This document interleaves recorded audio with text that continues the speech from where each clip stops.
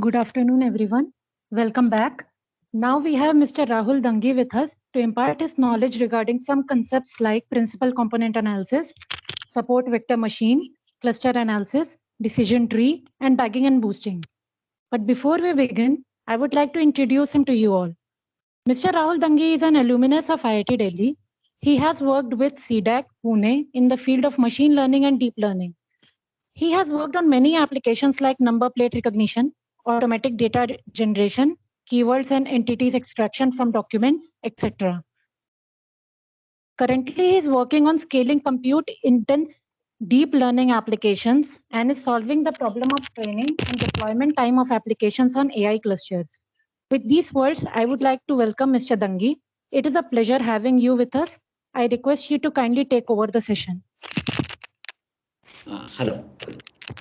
Yeah, am I audible?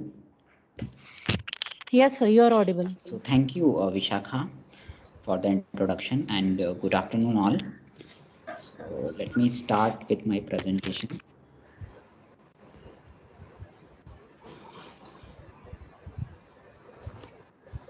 I hope you can see my screen. No, sir. No, sir. Okay, just a minute. So this is something new for me. This Teams I haven't used. Hold on, let me share it again. So screen one, Microsoft. Can you see now? Can you see these slides? Yes, sir. Yes, sir. Okay, great. So these are the slides which I have prepared based on the topics that I was told. So I will talk about these following topics, and if time exists, then we can cover how you can deploy the AI and ML applications, and how we can deploy them, and where to deploy them, and how to manage the complexity, the time complexity of those applications while deployment. So those things also we can talk about. So mostly it will be a theoretical session only.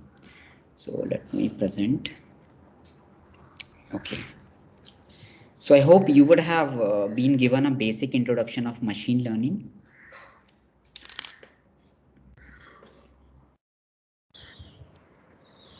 Yeah, yes, sir. Okay, but still I will touch upon some of the things, right? So I will start from the introduction, then I will move to supervised learning. Then in supervised, we'll talk about KNN, right? K nearest neighbors, then decision trees, and then SVM, support vector machines.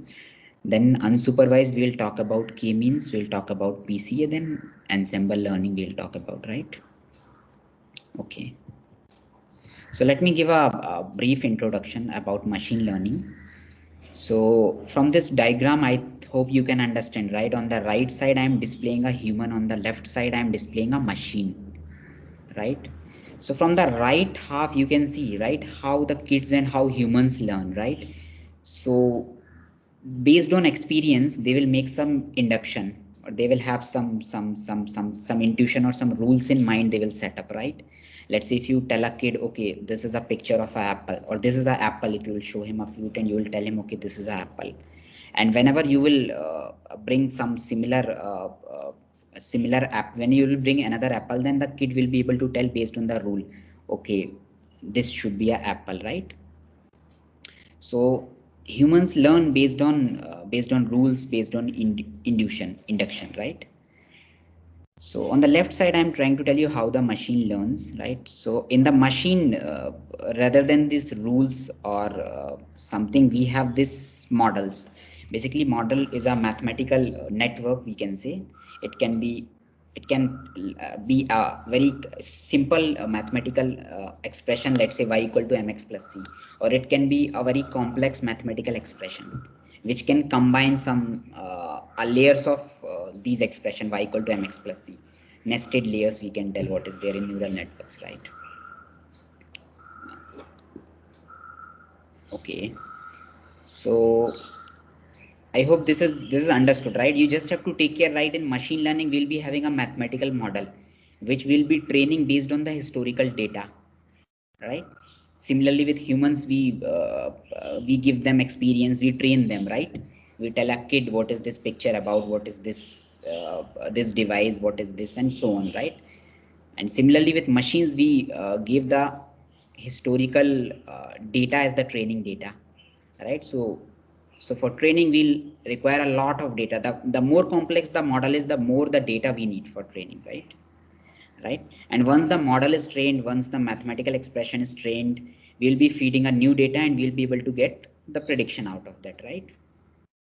So I believe you people are from, so from which background you people are, so that I can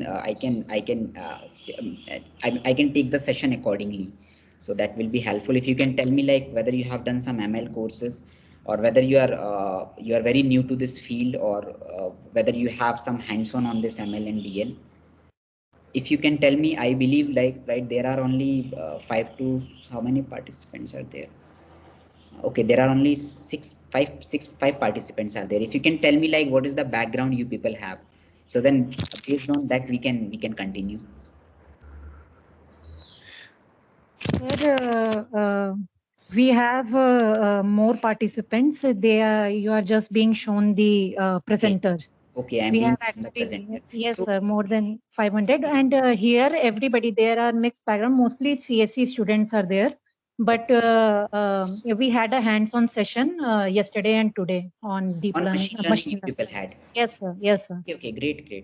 That will be really helpful. Okay, so I hope these things would be clear to you, right? Yes, sir. What is machine learning? Okay, so the same thing I'm trying to show, I'm going into the little bit details of the same diagram, the model diagram I have expanded, right? So here is the raw data from the left side. You can see it is coming, right? Then in machine learning, there is a crucial step of features extraction, right? Based on the data, you have to extract some of the features, right? Let's say if it's an apple, right? Then the features could be the color, the feature could be the shape, right? Those things you have to extract. So the features can have numerical values, or it can be a string, or it can be a Boolean value, it can be anything, right? But finally it has to be numerical, because we are dealing with mathematical models, right? If it's not numerical, you have to convert it into numerical, right? Let's say if it is true and false, then you have to convert it into 1 and 0, right? So that is where the features is, right? Features only will decide, right, what should be the class of the model, right? So for every input data or input image or input whatever it is, we need to have certain features corresponding to it, right?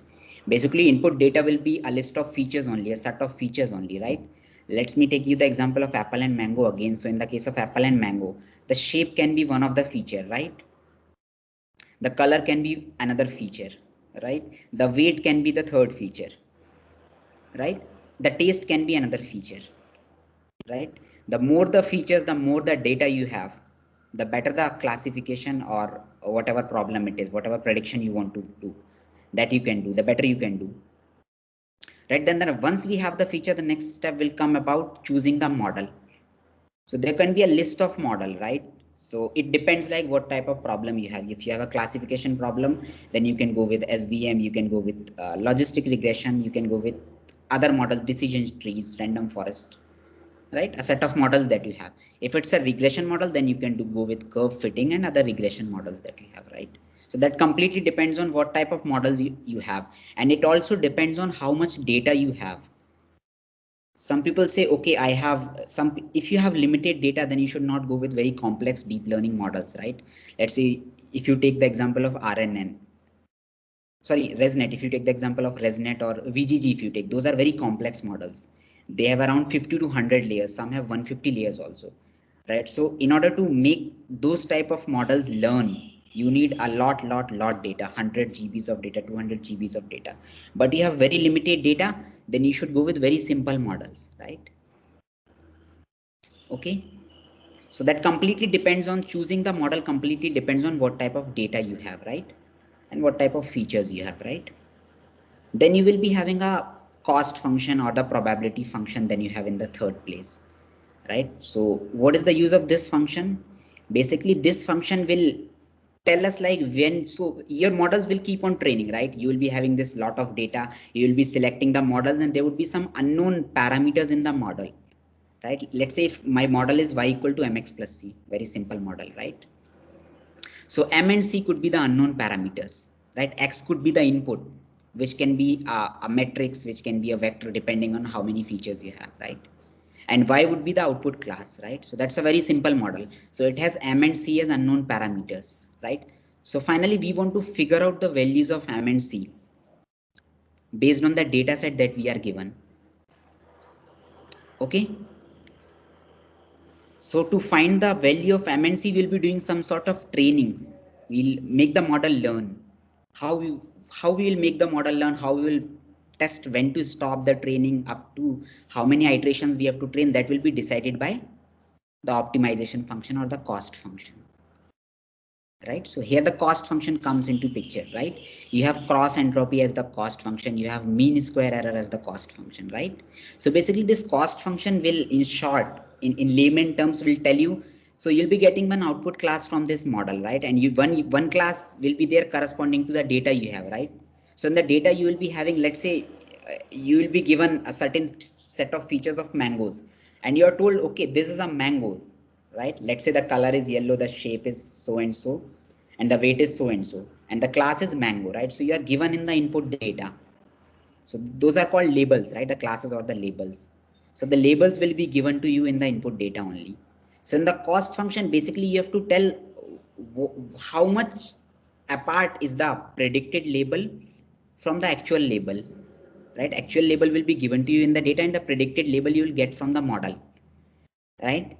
And you will tune the w and m and c for the y equal to mx plus c. You will tune the m and c in such a way such that for all the data you have, you need to be the actual label and the predicted label as close as possible, right? That's how you have to design the cost function. There could be hundreds of cost functions now available, right? People are tweaking so and so, and they get many cost functions. But from the programming perspective, model selection and these cost function have become very easy. In 2 lines of code in Keras, you can select a model, which model you want to go. So they have already designed the model. You don't have to write a function for creating the models. You'll be given a model. You can select from the Keras or TensorFlow, or you can even design your model on your own. You can have a function corresponding to the model. You can set even how many layers you want, right?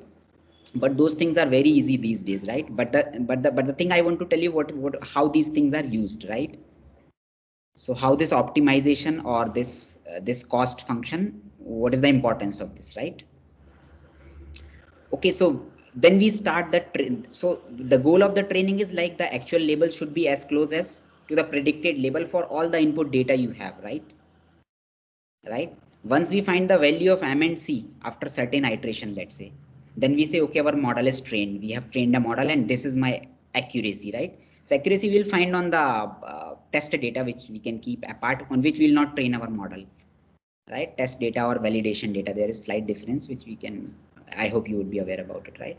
Based on the validation data and test data, we can find out what is the accuracy, right? And when to stop the training, right? So here I am showing about the training, how to optimize, right? So once you have the model, by model what I mean, the parameters are known to you, the m and c are known to you, right? And you will get a new data set. You can you will be able to find the results, right? So once you have the model trained, right, once you have the value of m and c, so your model will be by mx plus c, and if you will give x from here, you will get what is y. Okay, so I hope this slide is clear. If you have any queries. Sir, we will be taking the questions at Sure. the end of the session. No issues. Okay.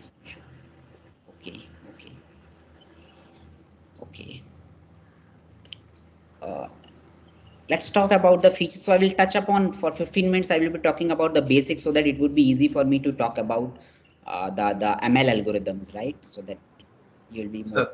Sorry to interrupt, sir. Sir, I would like to inform you that the participants can respond through the chat. So if you ask any question, the participants can chat. That would be better. They will respond in the chat. Yes, sir. I am talking because I'm not much into this single direction conversation. So you if you have ask any question, so that I can understand at where you people are standing. Sir, please explain.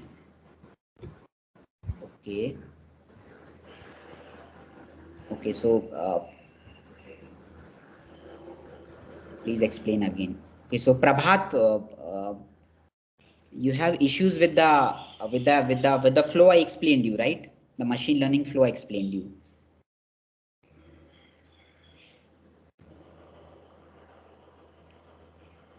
Okay, so let me talk for 1 more minute, because once you will understand, if you are not able to catch this thing, then it would be difficult in the further slides.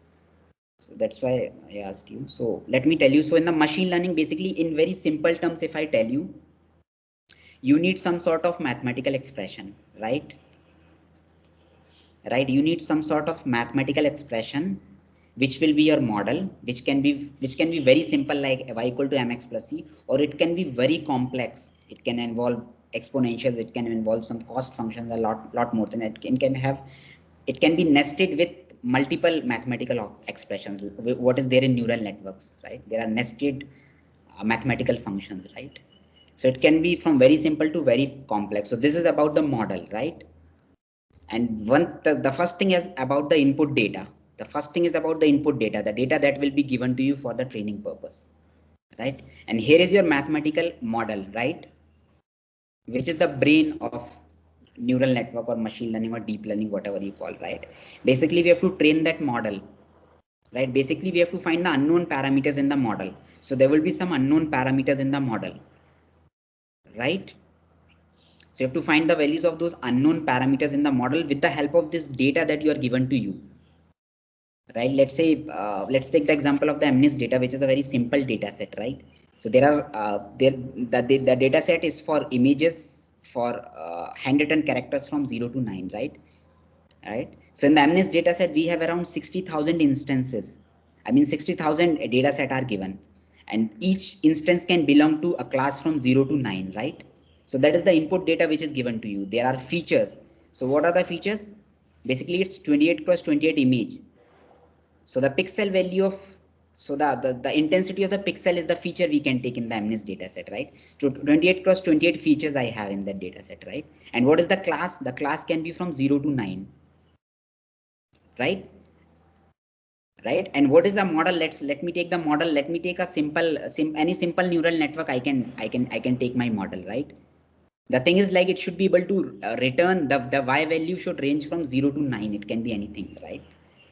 So you have to take a mathematical expression, then you can wrap up with some cost function, right? Such that the output should be 0. It can be 0. It can be discrete, or it can be continuous, how you want. So in this case, it has to be discrete, right? It can be 0, it can be 1, it can be 2, it can be 3, it can be 4, up to 9, right? Right. So the model has to be decided based on what data you have, what type of features you have, how much data set you have, right? So all these things will play the role in deciding the model. So right, you have this input data, you have you have this model, and then based on the input data, you will be training in order to find the unknown parameters in the model, right? I hope it is clear. Let's move on. Right. So once you have those unknown parameters, given the test data set, right? Whenever a new data point will come, you will be able to tell, okay, what is the class? Let's say in the case of MNIST, if you will be given a new hand-drawn image, then using this model, you will be able to tell, okay, whether this image belongs to 0 or it belongs to 1, or which class it belongs to, right? Okay. Okay. So the features that I talked about, which is very important in machine learning. So in deep learning, basically you don't have this concept of features. The algorithm is capable itself to extract the features, but in machine learning, the features are very important, right? The feature will tell what type of model you have to go with, how you have to do what type of model you have to go with, and how you should, which all features you should go with, whether those features are relevant or not, how much information those features are giving to us. All those things will play a role in the machine learning, but not in deep learning. In deep learning, you just have to feed the raw data, and the model itself will be capable enough to extract the features, right? So I told you the example of apple and mango, right? So I told you color is one of the feature, right? Here in the case of mango, color is yellow, right? The shape is another feature. The shape, right? This has round shape, this doesn't have a round shape, right? The weight can be another feature, right? Okay, and this is another example, right? This is a this is a keypad based phone, and this is a smartphone, right? So the feature I can think for this one is, like, this has So one of the feature would be like whether it has keypad. So the value of that feature will be yes for this and no for this, which will have binary values, right? Whether that is yes or that is no. So if a new data set will come, if the keypad is yes, then you will be able to make an intuition. Okay, it can be a keypad based phone, right? So the model will learn accordingly, right? You don't have to define certain set of rules for this, right? And then another feature could be the size, right? So this diagonal size you can take, right? This can be another feature, right? Okay. The screen color, colors in the screen, that can be third features, and so, right? So people have to sit down and make a list of features in machine learning, right? What all features they should have for the predictions, right? For the training for the predictions, right? This is the sample image of MNIST data set. There's a handwritten image for 3, right? So we can say like the pixel value so this is 28 plus 28 image. So the pixel value here, the pixel value is 255. Here it is 0, right? Where it is black, right? So that can be another feature. So 28 plus 28, 784. So that many dimensions we have, that many number of features we have, right? Which will feed to some model, and it will train based on, let's say, 60,000 images I have for these characters, and I will train the model. And once I have the trained model, I will be able to figure out, I will be able to predict on some new data set, right? So basically, you can have either. So in the statistics, basically we have numerical data, right? I mean numerical data coming in, right? You can have pictures also as the input, right? You can have text as the input. You can have pictures as the input. In the case of pictures, we have to go with the intensity values, right? So pictures will be having certain dimension, and every pixel will be having certain intensity, right? So with the intensity you have to go with, right? In the case of graphics data. So then I will talk about this choosing model, and then we can jump to the KNN algorithm, right? Where we can spend more time. Okay. So choosing the model, I already I talked about it. In the model, you'll be having unknown variables, which can be weights and bias. So once the training is done, you'll be able to find what are these unknown variables, right? The aim of the training is to find the values of M and C in case of MX plus C as the model, right? So you can have complex models also, which can have thousands or even 10,000 weights and biases, right? And you will be having like hundreds of GBs of data, and you have to train on that data such as to find the values of those 10,000 unknowns which are there in the model, right? Right. So that's what is there in neural networks, right? Between two neurons, there will be a connection. Weight will be there, right? That is an unknown only, right? And then there can be a bias also, right? So this is the model. I mean, model will be having unknown variables, and with the help of training, you have to find the variables. So once you are able to find the variables, the unknown variables, we say, okay, we have trained the model. That is what is training, right? We have trained the model, but now if you will give me some data set, I will be able to predict the class or the label for that, right? So this label thing I was talking about, this is applicable for supervised learning only, but we have another category, unsupervised learning, where you don't have labels, you just have the features, and based on the relation between the features, you have to figure out what cluster or what class it should go with. Basically, we don't have the concept of class there. We have this, which cluster it should go with, right? Okay, so that is there in unsupervised learning. We don't have the labels, right? So for supervised learning, you have certain set of algorithms, right? You have this curve fitting, right? Y equal to mx plus c example that I was taking, that was for curve fitting basically. So here is the example of the curve fitting algorithm you can see. So there's not a linear equation. Mx plus c will be a linear equation. This is a parabolic equation. So mx square this could be, right? X square this could be. So in this equation, basically you can see these points, right? Right? So this is having this year, and this is having this population, right? So year will be my feature, I can say. And the population, I can say, will be my label. So this is a single feature only, but there can be multiple features, right? This can be multiple dimension, right? Let's take this single feature only. Let's take this population as the label, right? So let's take my equation x square plus c, y equal to mx square plus c, right? So basically with the help of these points, I have to figure out the value of m and c, right? I'll be training the model. I will be, So I will be so basically this, if you will see this vertical distance with the line, right? So line will be having m and c as the unknown, so I have to figure out the equation of the line, equation of this parabola, such that the cumulative of these distance should be minimum. That's what finally we want to achieve. We want to fit the model such that the predicted class, which is this, let's take this example, the predicted class is 100 for this. Sorry, the actual class is around 100 for this, but the predicted class is here, right? Somewhere around 75. So this between 75 and 100, there is some difference. Basically, you want to minimize this for all the data points that we have. Once we have that minimum, we say, okay, we have trained the model. Now we can get the test data and we can start predicting, right? Once we have this curve, whenever you will get a new point, let's say here, you will be able to tell what is the class for that, right? What is the population? If a new year will be given to you, let's say, what will be the population in 2020, right? So based on this curve with which you have received after training, you will be able to tell, okay, this much will be the population, right? So there is certain intuition you have to make. Okay, what type of model I have to go with? Why I went with the quadratic model? Why not linear model? So those intuition you have to make based on the model, based on the data that you have, based on the features that you have, right? In the practical purposes, what people do, people use train with variety of models, right? They could have taken a linear model also in this, and they could have taken a quadratic model also in this, right? Depending on test data, how they are getting the results, they will go with which model they should deploy, right? Based on the predictions, right? There's an image of SVM I'm showing you, right?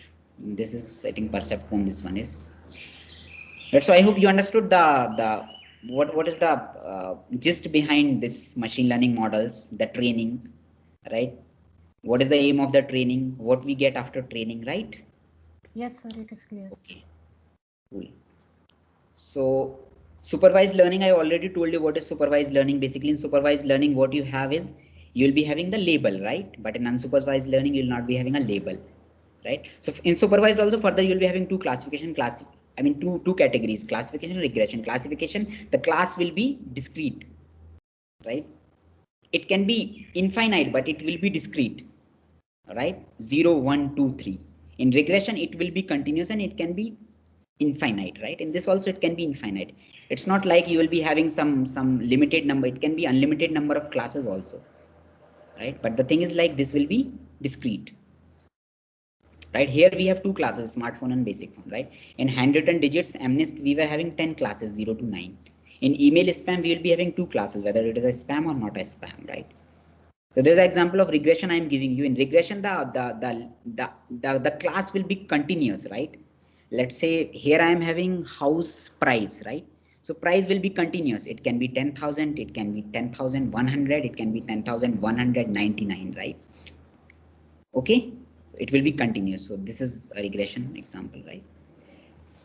Okay, so let me talk about the KNN algorithm, right? So this can be used for both regression and classification.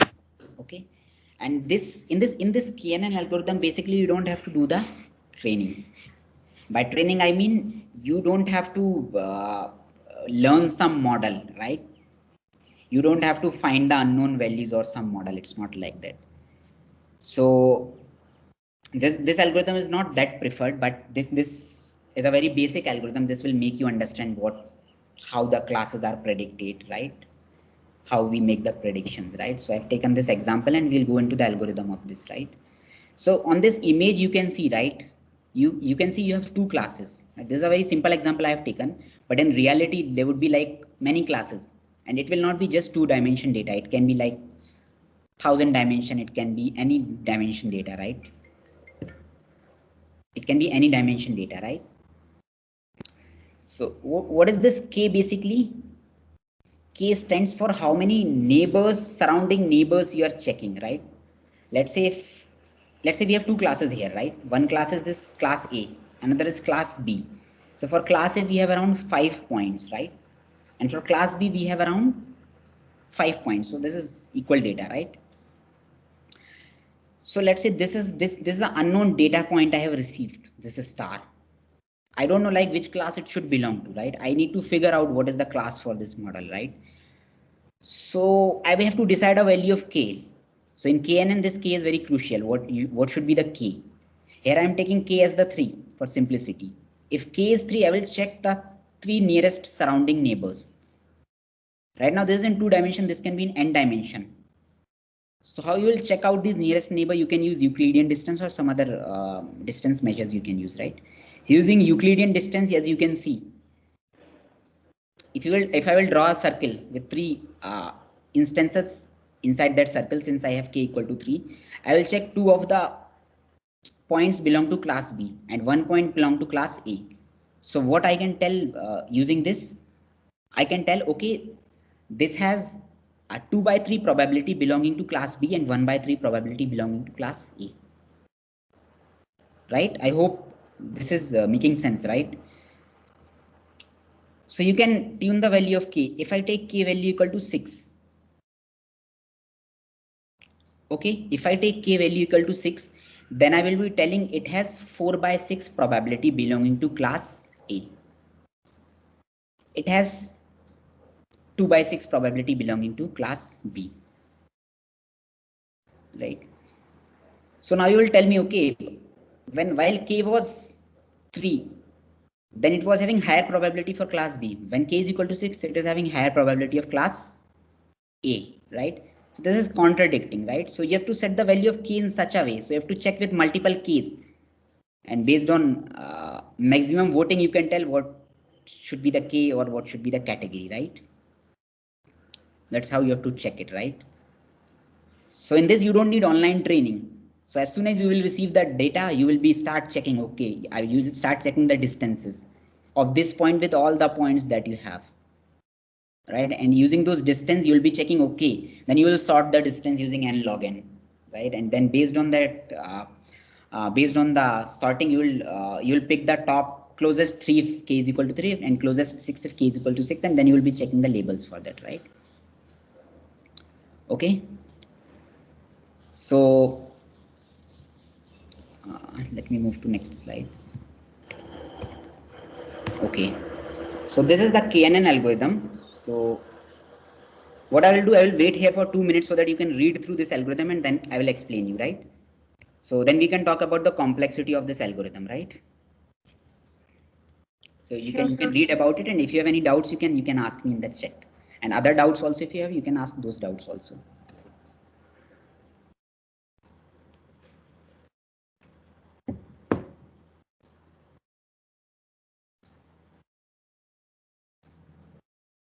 If I will switch the screen, I think you will not be able to see it. Okay, you can.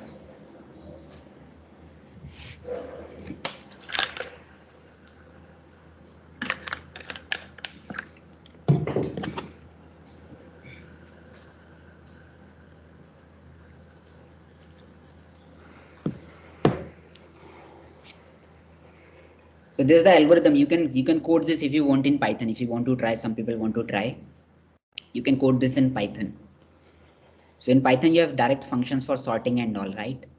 You have direct functions for Euclidean distance also, right? Or you can write a for loop to find the Euclidean distance.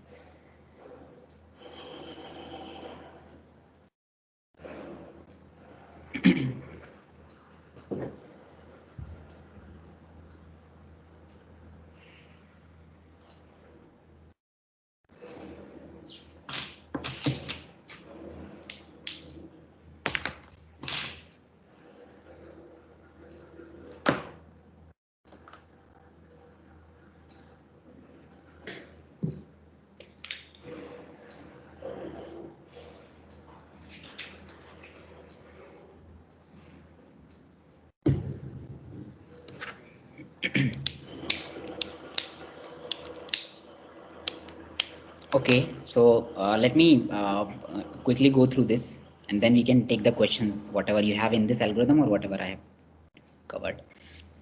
So like I told you, you will load the data. So by load the data, I mean whatever input data you have. Let's say you have 10,000. If you have 10,000 instances in total, 5,000 for class A, 5,000 for class B. Class B will be loading them in a list. Let's say in Python, you can have list. If it is a single dimension, you can have a single dimension list. And if it is a multiple dimension, then you can have list of list, right? Okay. then you have to you can keep this k as variable. Let's say in the top you can keep k equal to something, you can keep k equal to 3 for say, let's say, right? And then for each example in the data, then your for loop will start from here, right? What you will do, you'll be finding the distance of this query example. You'll be having this query point here, star is the query point, right?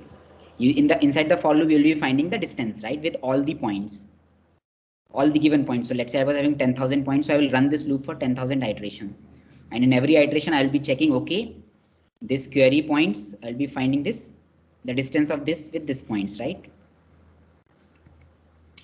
Okay, so you will be having coordinates for this, right? I believe x1 and x2 coordinates you will be having corresponding to every data points, right? And the current example from the data, right? So you'll be adding this to an ordered collection. So in Python you have this so collection you can sort, right? List you can convert it into collection. So for collection you have to import a library, collection library, or you can store just in a list and then you can sort the list also. Sort the order collection of distance in distance from the smallest to largest. So this is the sorting part, right? By the distance, right? Pick the first k entries from the sorted collection, right? You can pick the top k, right? Whatever k you have set here, right? Then you will get the labels of the selected k entries, right? And based on the voting mechanism, right, what is the majority of the classes for the key entries that you have selected, that would be that you can return the label for the query point, right? Okay, so in regression, I mean, you can return the mean, and in classification you can return the using the pooling way, right? Using the voting mechanism, right? Okay, so you have any doubts in this? So this is a very simple algorithm. I think this could be starting point.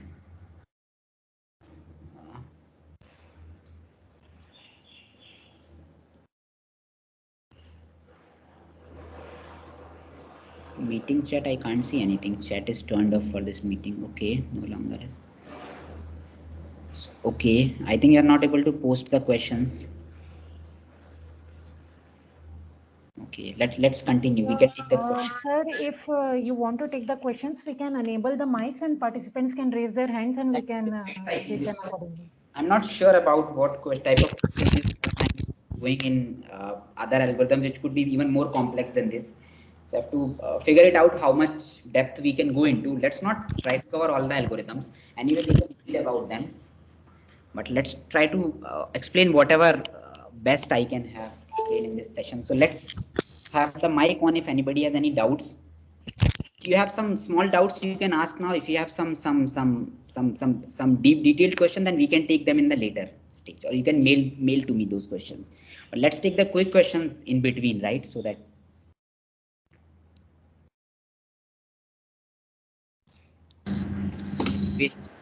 So dear participants, just raise your hands if you have some doubts and if you want to ask some questions.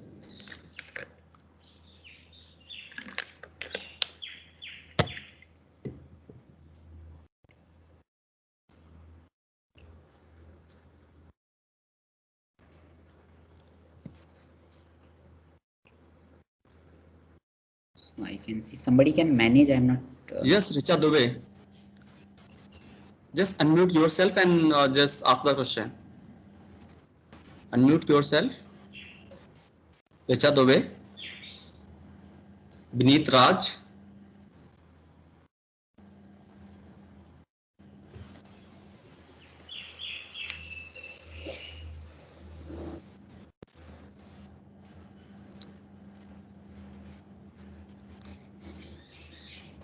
Yes, Prabhat Kumar. The participants have this flexibility to mute themselves. Yes. Just unmute yourself, Prabhat Kumar.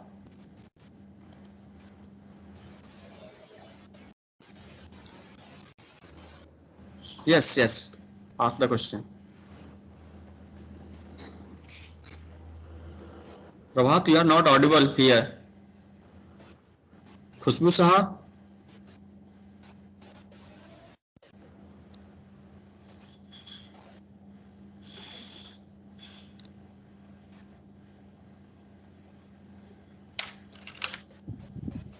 Hello, sir. Sir, am I audible? Yes, yes, you are audible. Yeah, audible. Yes, sir. Sir, please explain the KNN algorithm again, sir, in detail. Because, sir, I am not that much familiar with this algorithm, so I need you to explain it in detail. The steps of KNN algorithm.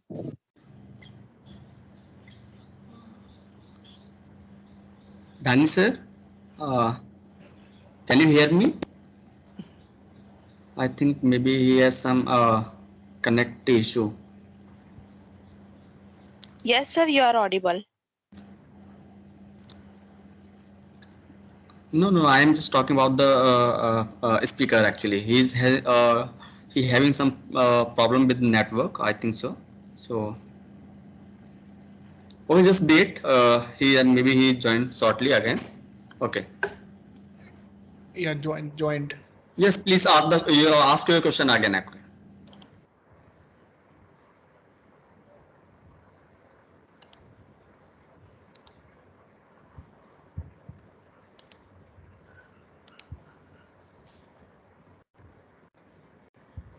Hello, sir.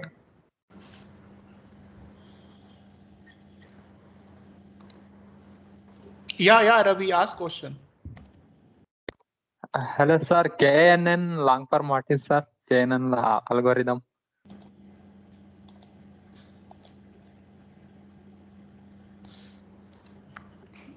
Yes, sir. Now you are in presenter mode, and now you can unmute yourself, sir. Thank Dani you. sir, now you can unmute yourself. Yes. Yeah, can you please repeat your question regarding the KNN?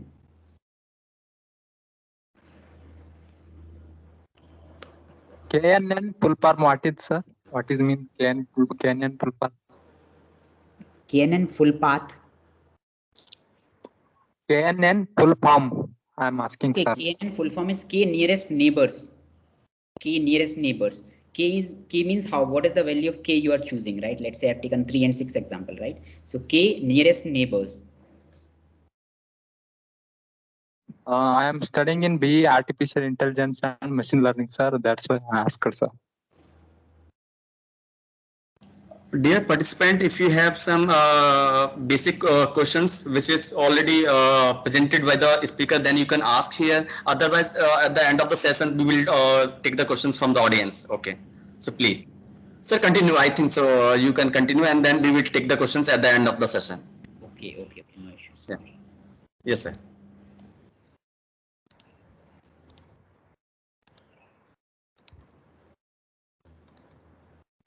I think screen is visible. Yeah, sir. Your this presentation is not visible. Presentation is not visible.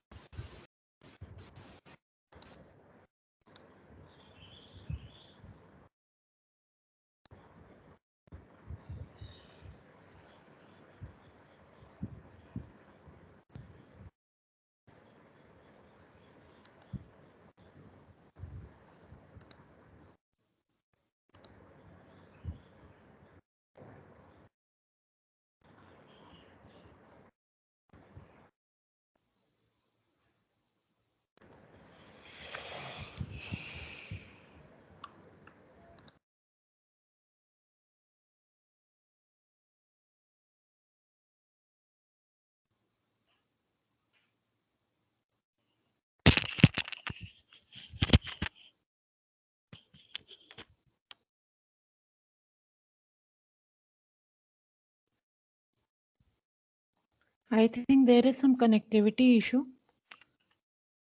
Yes, I also think so. Let us wait for him to join again.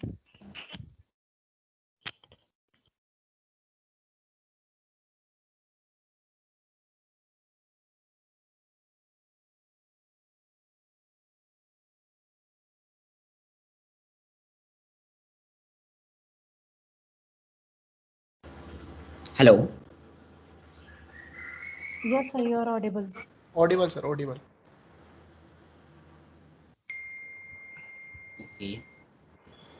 Let me share my desktop only, and then I think there is a network issue from my side only, it seems.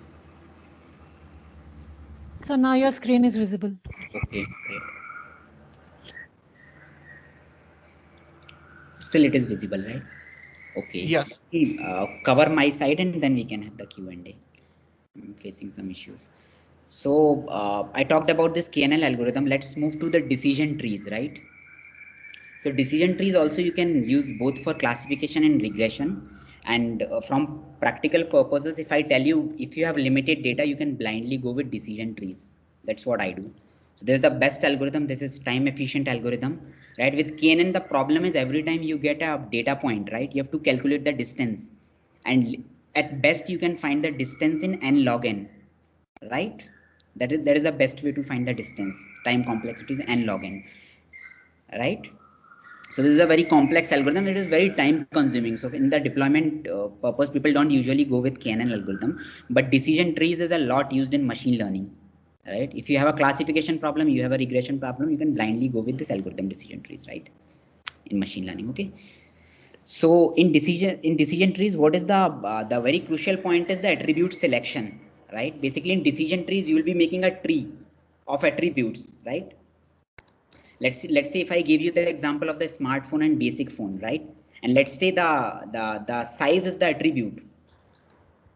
Let's take the size as the attribute, and we will be having the decision making at that attribute. Like if the size is less than this threshold, then it will be a basic phone. If it is more than that threshold, then it can be a smartphone. So that way the attribute selection will go in decision trees, right? So let me talk about the attribute selection algorithm. So information gain is one of the approach which we use for attribute selection. So how does this information gain works is like on the left side, I have shown you this is a very simple data set, right?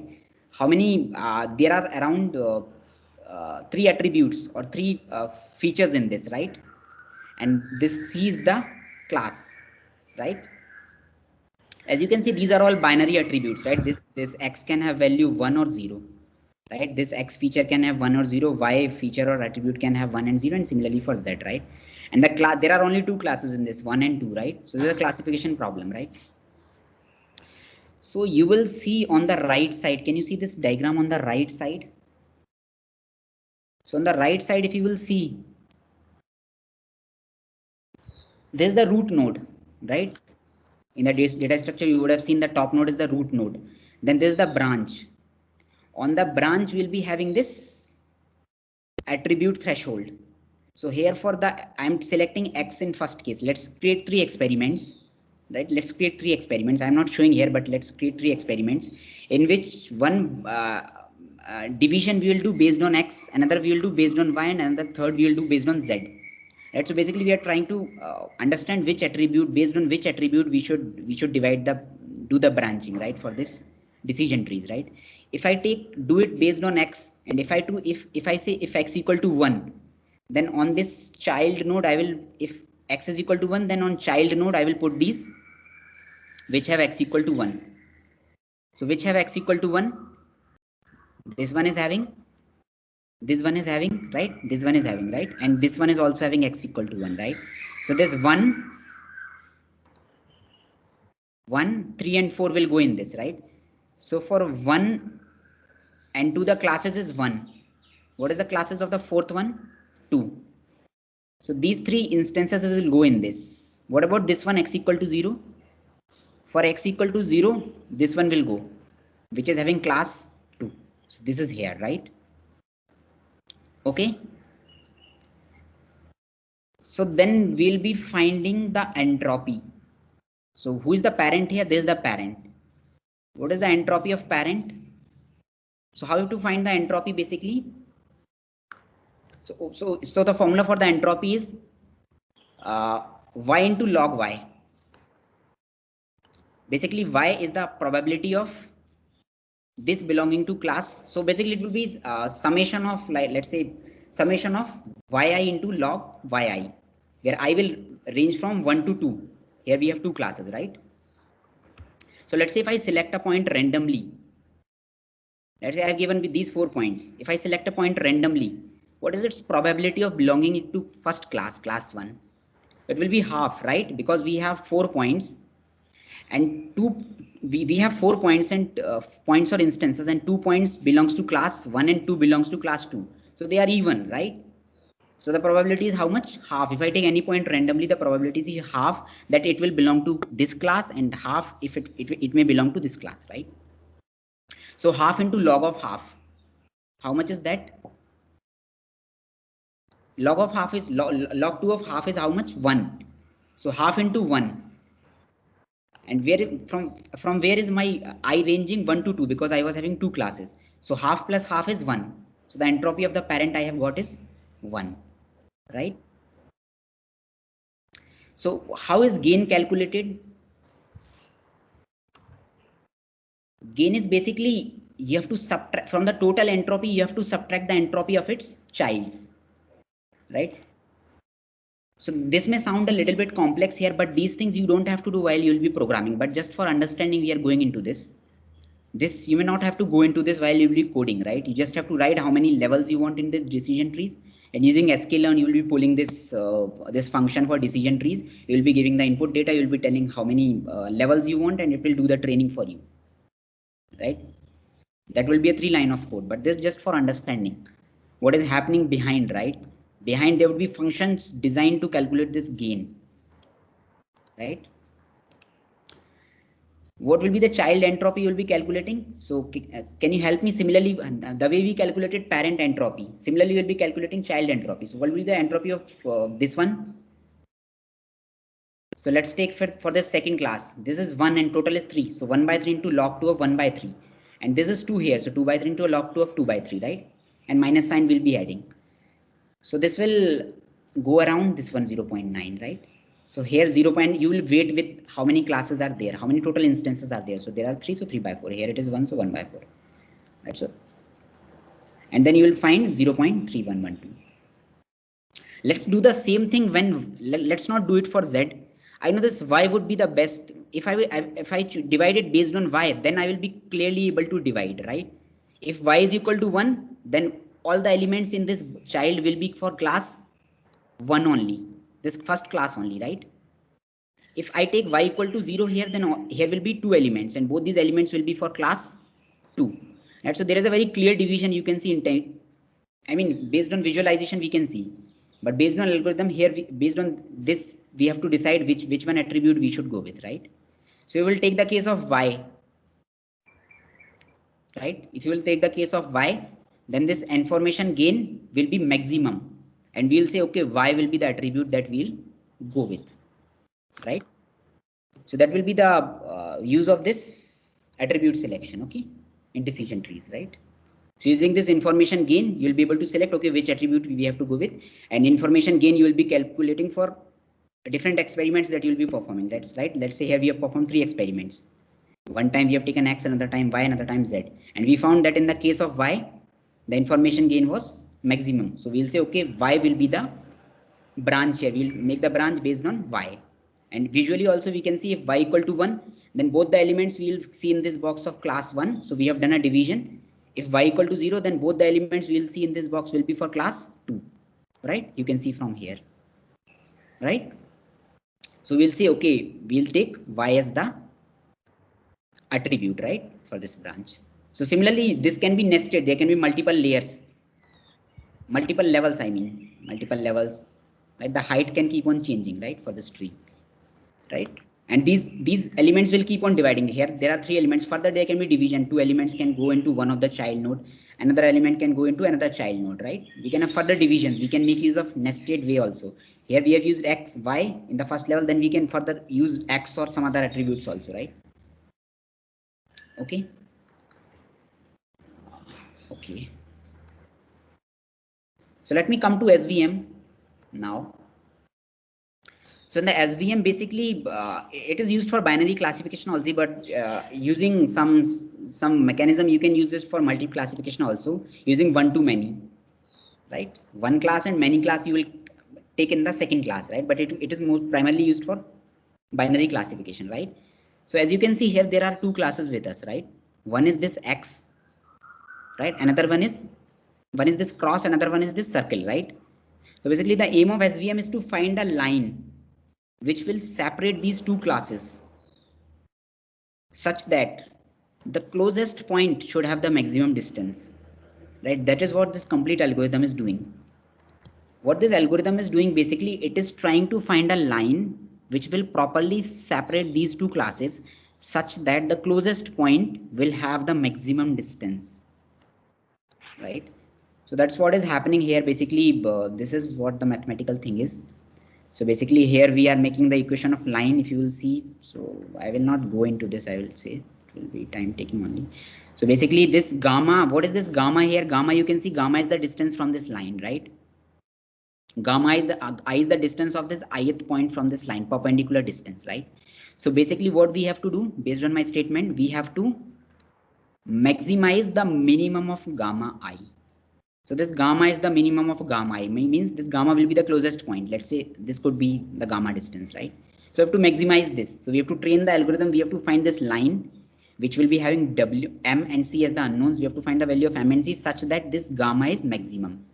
So if you will say visually, if gamma is maximum, we will shift this line to this side, right? If you will shift this line to this side, this will become the gamma, right? Because this will become closer point. This will not be the closer point anymore. If this will become the closer point, then further we have to shift towards the top, and one we will find, then the algorithm will converge it in such a way, right? The algorithm will converge it finally, right? Okay, so this is, and you have to use these KKT conditions in order to find the values of W and B. Instead of C, I have used B here, but that is just a name. So W and B are the names I have used here, right? So this gamma, I told you this is the minimum of gamma, and we have to maximize this gamma. So here you can see we are maximizing this gamma. So this is basically gamma, this gamma cap upon W. This is gamma. We are maximizing the gamma. And here we have converted it in terms of W. So this will come based on, if you will solve these equations, you can write this gamma in terms of this W. So basically we have to find the value of W, right? Given these conditions. Right, so I'll be sharing these slides if you need, so that you can look into it. But these are standard. This is from the Andrew NG course I have taken, so you can look into that course also, right? So then you have this concept of kernels. Basically, kernels are used when your data is not linearly separable, right? So you'll introduce a third dimension, like you can visually see here. I have introduced a third dimension. I've taken my data from 2 dimension to 3 dimension, such that I can find a linearly separable plane. Right, so my aim is like I have to find a linearly separable plane, then only this thing will work, right? Then only this perpendicular thing will work, right? I have to find the perpendicular distance, and the minimum of that distance I have to maximize, right? So I'll be taking a third dimension in this case, right? Continue choosing model. Okay, so this I told you in the start also. Now I will touch about the unsupervised learning algorithms here. So we talked about decision trees, we talked about KNN, right? So 2 algorithms we have covered. Yes, decision trees, SVM and KNN. 3 algorithms we have covered, right, for supervised, right? Now let's move to the unsupervised part, the k-means and PCA.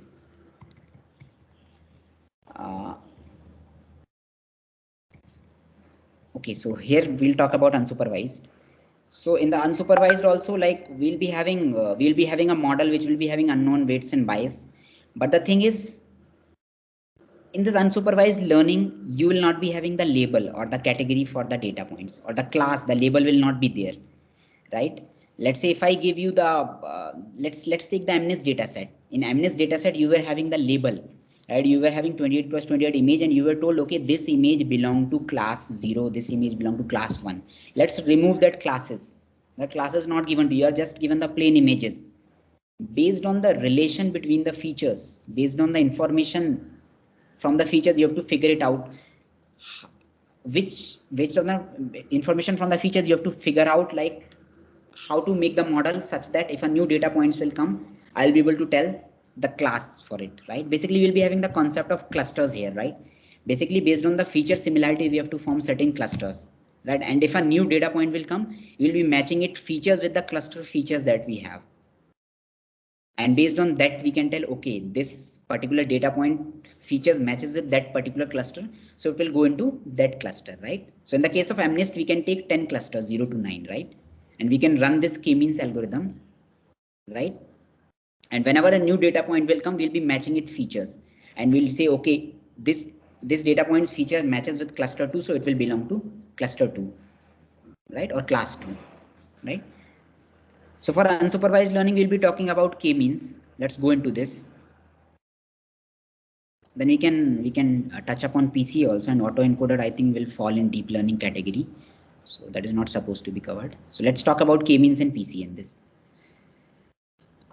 So basically in k-means, let me go to the visual representation. So let's take this first image, right? You're having certain number of data points here, right? Now let's cluster them into two clusters. Let's group them into two clusters, right? So you have to decide that how many clusters you want to group them. I'm taking the value of number of clusters as 2. So how the algorithm will start is, algorithm will randomly take two.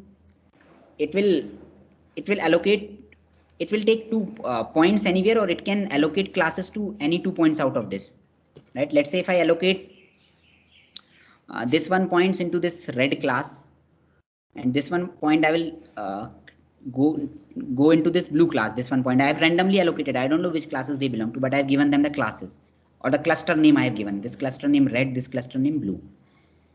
So what the algorithm will do in the next step is, it will try to map the other data points to these two clusters.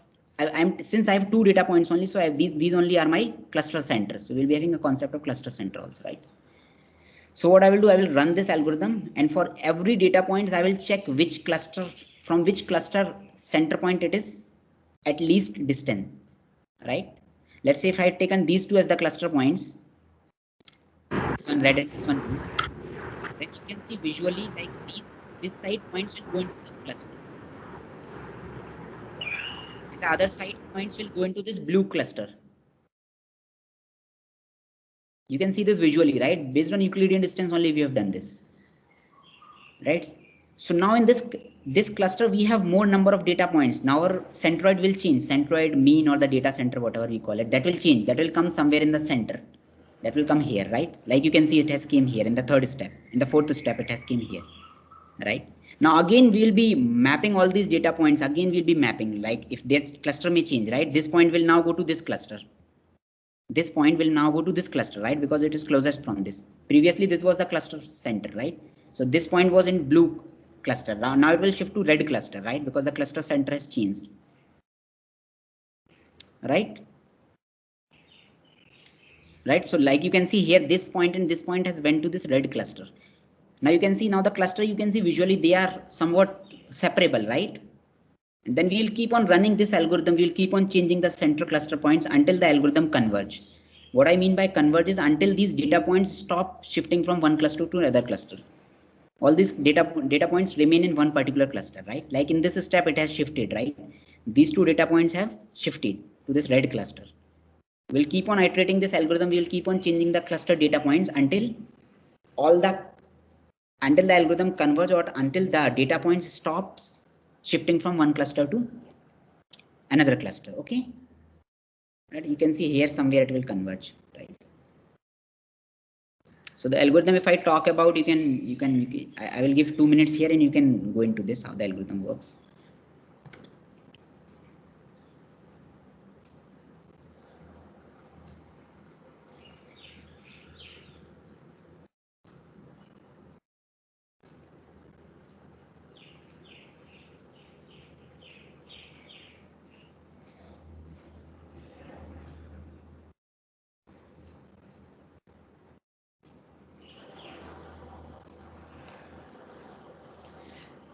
Okay, so in the first step, what I will do, I will initialize certain cluster center. So these mu are the cluster centroids, or the cluster center point, right?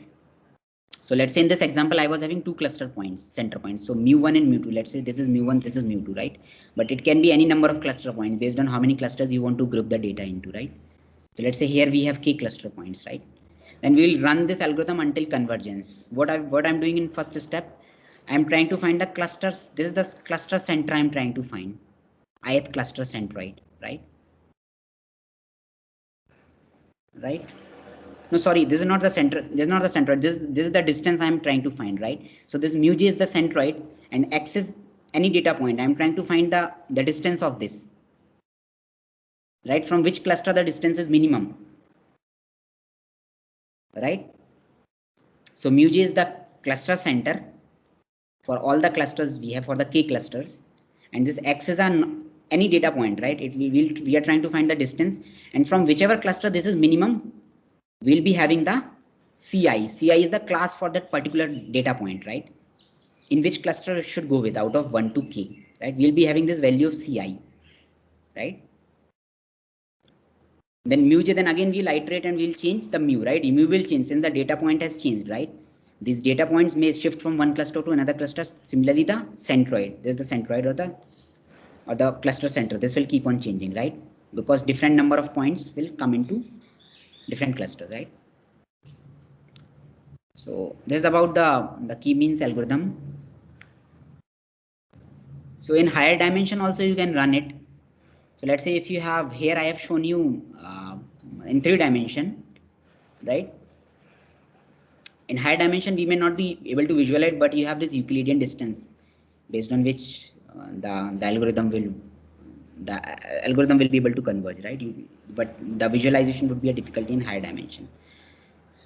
So here, like we can see, I have more number of clusters, and like you can see, right? And the algorithm will converge accordingly based on the algorithm. Let me talk about the PCA. So in the PCA, basically, PCA is mostly used for dimensionality reduction, right? Let's say in the case of MNIST, you were having 28 cross 28, 784 dimension, right? But we know like all the dimension are not useful, right? Let me give you a simple example, right? I gave you the example of apple and mangoes. If I take weight as the feature or the dimension, then we can say that is not relevant, right? Because that will not be helpful, right? In deciding the class, whether it is an apple and mango. The color will be helpful. If I say the color is red, then it can be apple. If the color is yellow, it can be a mango. But the weight cannot be a weight. I can say it's a irrelevant, or it is not giving much information. It is not very informative feature, right? So this PCA algorithm will try to take these 784 dimension, and it will be giving me a new set of dimension, such that they will be giving me more information, right? Right? Let's say in the case of MNIST, I was having 784, so I can go into another dimension space where I will be having, instead of 784 dimension, I will be having 20 dimensions, right? And out of those 20 dimensions, I will be able to do the classification, right? So PCA is basically used when you want to reduce the data, right? Rather than keeping let's say you have 60,000 instances, right? And for every instance, you will be having 784 dimension, right? So that will be a lot of data. If I say for every instance, you will be having only 20 dimensions, right? So you have saved a lot of data, right? So PCA is basically used when you want to reduce the dimension and when you want to reduce the input data side without much affecting the classification accuracy. Classification accuracy will be affected, but it will not be affected to so much extent, right? That is where PCA come into picture. So PCA is used for dimensionality reduction, right?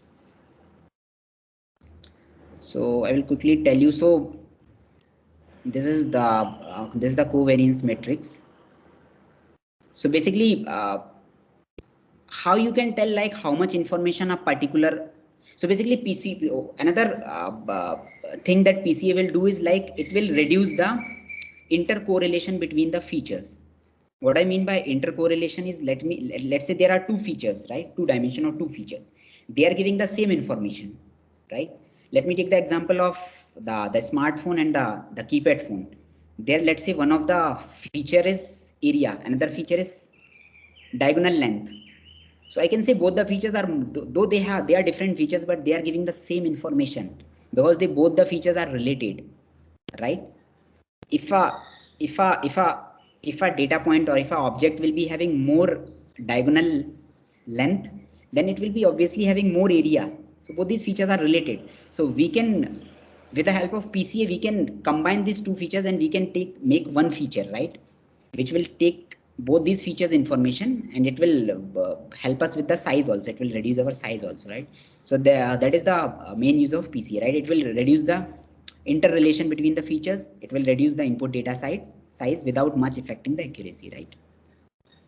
So after the PCA, the new features that you will be getting, they will be having zero covariance, right?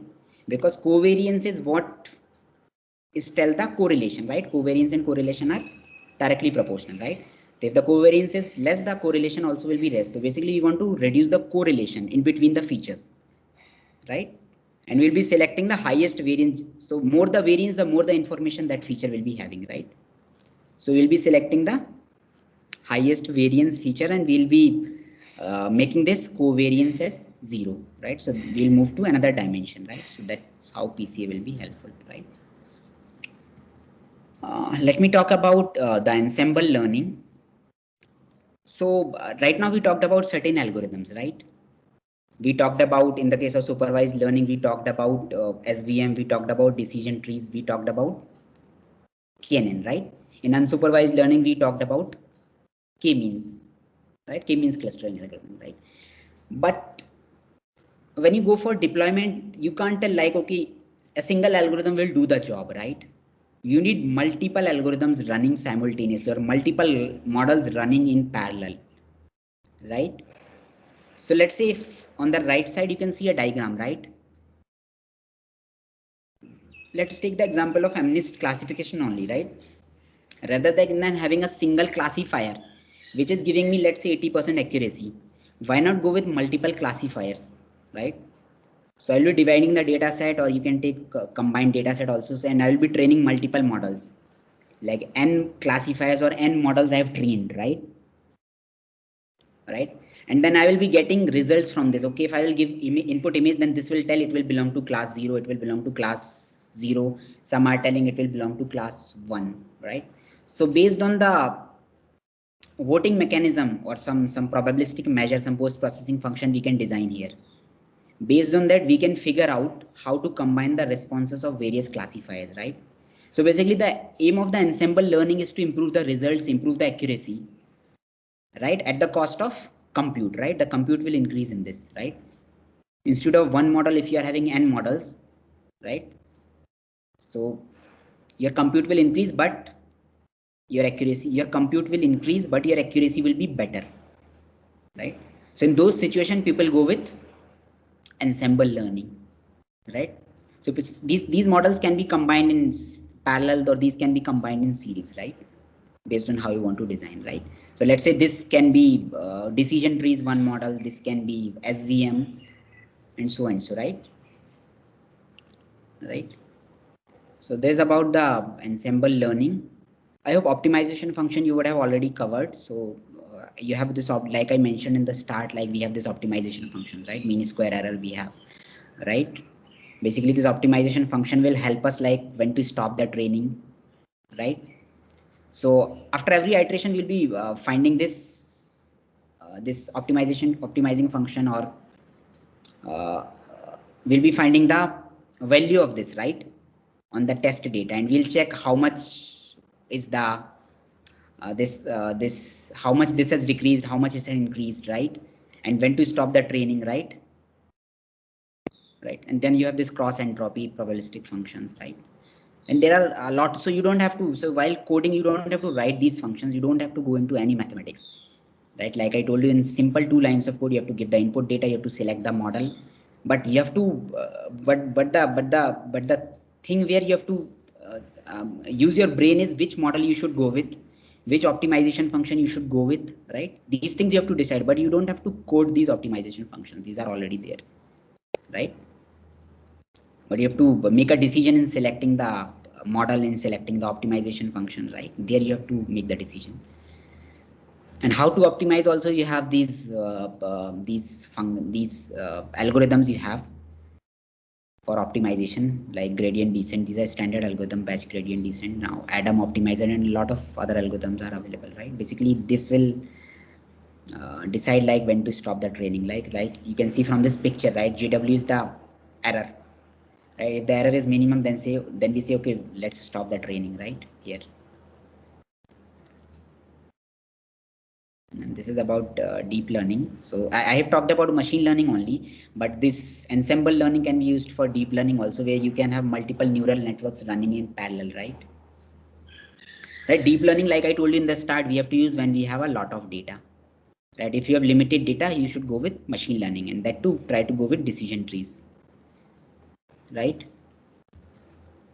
Why deep learning? Like I told you, when you have a lot of data, right? When you have high dimension data and you don't want to do feature extraction also, like I told you in deep learning, the model initial layers of the models will do the job of feature extraction, right? So this is about why deep learning is booming, right? So I mean, in deep learning we have complex models, right? If we have complex model, we need GPUs, right? Or we need accelerator cards to do that computation, right? So we'll need this. That's why deep learning is booming, right? Initially also we were having this neural networks, but the compute capability was not there, right? Now we have data also, we have compute capabilities also, right? So people started to go to these deep learning models or neural networks, right? So here you can see the same diagram I have shown you for machine learning, right? There I was having a feature block, but here there is no feature block. The feature and the model block has combined. So there will be a neural network which will do the feature extraction for you. You just have to provide the raw data to it, right? And it will make a model also, and then cost function will be there definitely, and then you have to do the training, right? And here in between the layers there will be your weights, right? Weights and bias will be there, right? Okay, that's it I have. Now we can take the questions.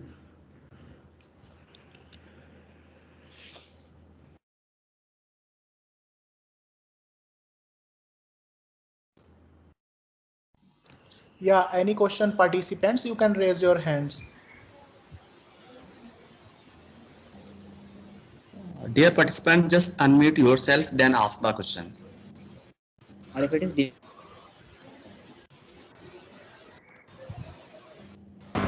Dubey. Richa Dubey, are you there? Shimon Roy, please unmute yourself and ask the question.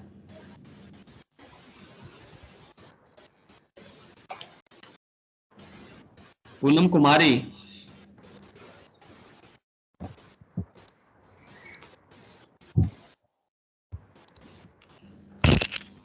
Sir, I think we should lower their hands and ask them to raise their hands again if they want to ask.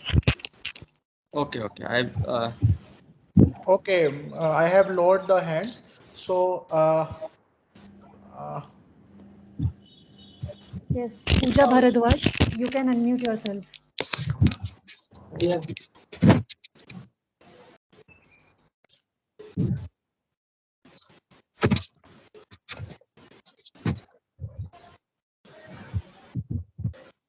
Can I ask the question? just wait a minute. I think. Okay, sure.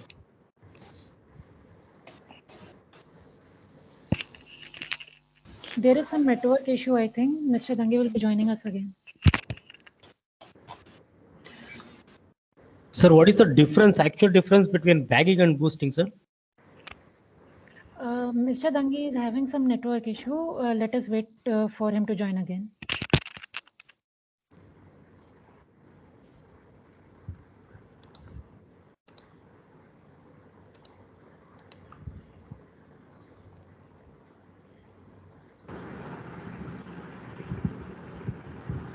Yes, so bagging and boosting you told me, right? So in the bagging, basically we parallelly combine the models, right? By parallelly combine, like the diagram I have shown you, that was for bagging, right? Where all the models will be giving the predicting for the same output, right? Let's take the example of MNIST data, right? One model I can have SVM, another I can have decision trees, right? So both these I can combine in parallel, and I will be passing my input data to both these models, and both these models will be giving me an output, right? And based on some pooling mechanism, I can tell, okay, this class should belong, right? Whereas in boosting, the models are combined serially. The second model will be taking the input from the first model, right? And then the final model in the series will be making the decision. Okay? Yes, sir. Okay, sir.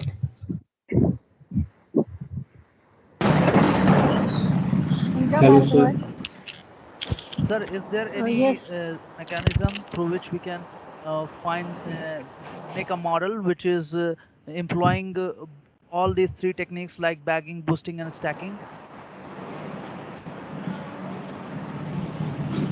Is there any mechanism you are asking? One way is like Sir, you is there any algorithm or any mechanism through which we can employ this bagging, boosting, and stacking all these three in one algorithm or in one model? So you will need multiple models for this, but in sklearn you have these functions where you can, with the help of that, you can do this bagging and boosting.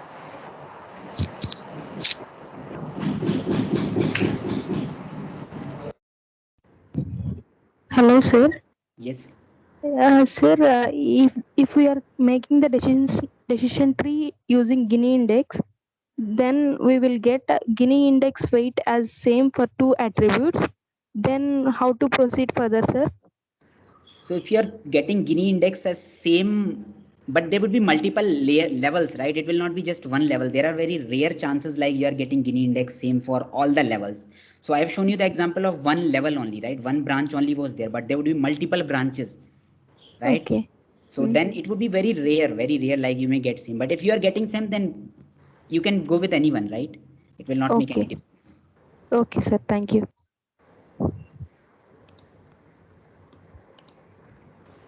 Sir, one thing more I would like to ask. For real-time analysis, real-time data analysis, can we go ahead with all these algorithms that you mentioned, like decision tree, random forest, or So can we go with a specific one? Yes. For the industry purpose, if you ask me, I would suggest KNN is not at all used. And I can tell you decision trees are used a lot, right? And in deep learning also, very simple neural networks people go with, right? Because while they deploy it on cloud, they have to bear that cost, right? The charges, the compute charges they have to bear. So they try to, first of all, the developers try to deploy as compute simple algorithm as they can. They don't want it to be very compute intense, right? Because the charges would be high. That is first thing. And in machine learning also, mostly people go with decision trees. That one you can go with. Hello, sir. Yes. Sir, as in KNN, it has a drawback that we have to train the model again and again. So is it so with k-means clustering and decision tree also, as that is also kind of a classification, means it's a clustering. So in that case also we have to train the model again and again if we are using it? So let me talk about the decision trees first. So in the decision tree, once you are able to make the tree, once the tree is made, then you don't have to do any changes while prediction, right? You will just, the input data will come from the root node, and based on the attribute division, it will keep on traversing till the leaf, and you can say, okay, this class it belongs to, right? You don't have to do anything during the prediction. Whereas in KNN, you have to find the Euclidean distance every time a new data point comes up, right? This is one thing. And what is the third thing in k-means? So in k-means also you don't have to do anything. Once your class, you have well-defined clusters, you have the cluster centers. You don't have to train at that point. A new data point will come up. You will be seeing, okay, which cluster center it is nearest to. Whichever cluster center it is closest to, you will tell, okay, this is the cluster ID or the class for this new data point. Okay, Shivam Tyagi, just you can unmute yourself and ask the question. Hello. Tyagi. Am I audible? Yes. Sir, my question is, what are the voting mechanisms? Voting mechanism. Yes, sir. So one is like the weighted probability you can go with. That is very simple. And another way is like normal pooling you can do with max voting, max pooling or max voting, right? So these weighted probability and max voting is what I have used, but you can find other voting mechanism also. Not quite aware about it. Thank you, sir. Hi, sir. Wanted to know which distance metric we can use apart from Euclidean. Like I read about Manhattan, Hamming, and cosine similarity. So, is there a trade-off? Hello. So, hello. Hello. Yes, yes, yes. You are asking like which distance metrics you should go with, right? Yes. So that depends. I mean, I can't say that will depend what type of data you have, what you have, but Euclidean distance you can go with most of the time. Okay. Or you So can basis, just a quick question. So basis the data, I should experiment with all of the distance and see which gives the best. Experiment. You can go with all the 3 distance metrics, and then you can check which one is performing. So in machine learning and deep learning, most of the things depends on the accuracy, the test accuracy that you're getting, the choice of the model, the choice of the activation function, the choice of the number of layers, all the things, the choice of the distance you're asking. Those things will depend on that. So what you can do, you can perform 3 separate experiments by taking different different distance function every time, and then whichever is performing better, that one you can go with. Thank you, sir.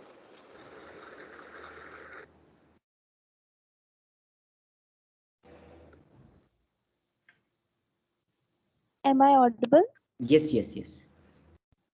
Sir, can you tell for big data sets, for unsupervised data sets, if we use the decision tree method, it will work? For unsupervised data set, decision tree will not work, but you can use rule basis for that. By rule basis, what I mean is like based on the feature you can create rules, right? Let's say if you will be giving me the data set of a smartphone and this keypad phones, right? And let's say there is only one feature area, right? You don't tell me the class for that, but if I make a rule, okay, if area is less than this, then I will dump that into other cluster, or if the area is more than this, then it will go into that cluster. But you can't train using the sklearn decision trees. For that you need this supervise, I mean labels you need. Without labels it will not go, but you can set up certain rules based on the features. That's So it. for time series data, what method do we use, or what method do we prefer? Okay, so for the time series data, when the data has relation with the past data set, then you have to go with recurrent neural networks. So that will come on inside deep learning. So in recurrent neural networks, you have this LSTM and GRU. So basically, those are they make the relation. They do the prediction considering the relation with the past data, right? Let's say with the stock data, with the time series data, with the weather data, people go with LSTM and GRU. So you can read about it. Just like gradient boost method and all, is it? So gradient boost, you can go with if you have limited data, but I would prefer like you should go with, because I have worked on a weather problem. So where I have to predict that the temperature, the air quality index based on the 10 years data that I was having. So I've tried this LSTM and GRU and it was working there. But you can experiment that boosting also, but I would suggest if you can go with this LSTM and GRU, that will give you better results. Okay, sir. Thank you, sir. Rahul, sir. Yes, yes, sir. Sir, can we assume that random forest is much better than decision trees, or it depends completely on the data that you have?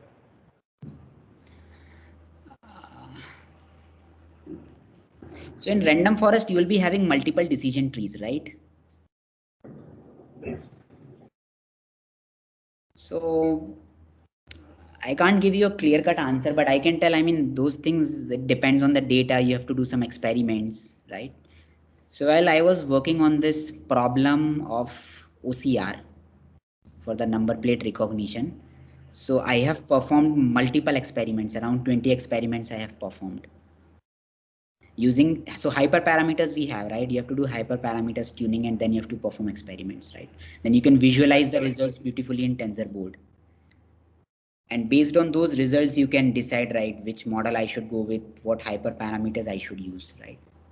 That will completely depend on, but I would suggest, I mean, don't go into complex neural networks and don't create your own neural networks. You can go with these standard algorithms, decision trees, random forest, SVM, these algorithms, they works better, right?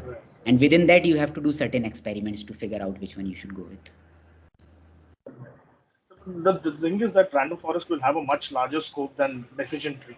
So in some way, intensive, and it depends like how much data. If you have more data set, so random forest will be compute intense, right?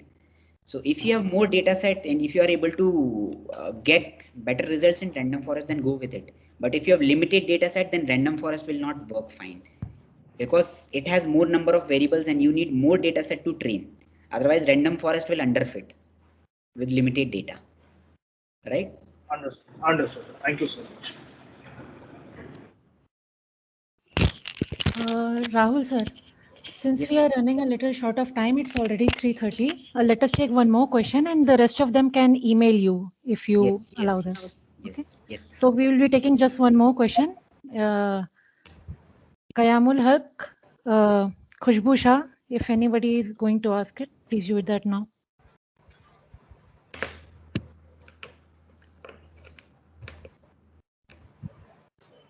Okay.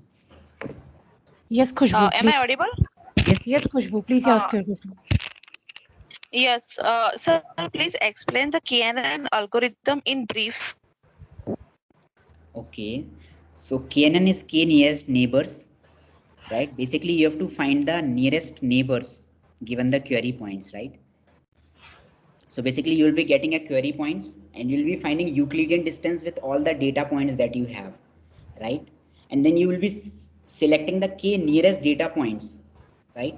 Let's say in our example we have taken K as 3. So 3 nearest data points we have selected, and then I will be checking the classes of those 3 data points, right? Which classes they belong, right? Okay, and based on probability, or based on, you can do simple voting also, right? If 2 data points belong to one class, then you can say, okay, so there is 2 by 3 probability for this belonging to that particular class, right?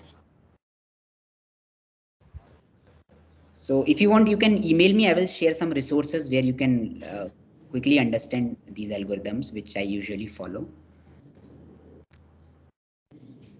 Okay, sir. Thank you. So you can take my mail ID. It's drahul@cdac.in. So you can mail me if you have any queries, if you need some resources to understand, or if you want to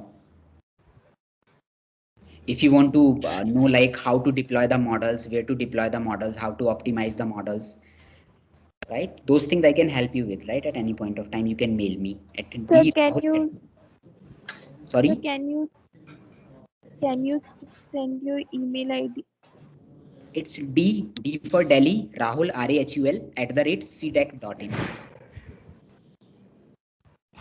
D for Delhi, Rahul, my name, RAHUL @cdac.in. Sir, no spaces, sir, in between. Nowhere space, no space. Okay, sir. drahul@cdac.in. Yeah. Okay, thank you, sir. Thank you, sir. We can take up the queries now over the mail. I request all the participants to be on mute now. Thank you, sir, for introducing the participants with the concepts and different techniques for machine learning. I'm pretty sure, sir, that the knowledge shared by you will help the participants in developing skills and using them for using the recent machine learning techniques for solving the practical problems. I'm really grateful to you, sir. And now I'll request Dr. S.K. Singh, sir, to kindly say a few words vote of thanks. Yeah. Thank you, Rahul, for accepting our invitation and giving us time to deliver this lecture. So we are really thankful to you. And in future also, we would like to take your help to conduct such workshops. Also, sir, I would like to request you to present memento to Rahul, sir. Yeah. Yes, please. And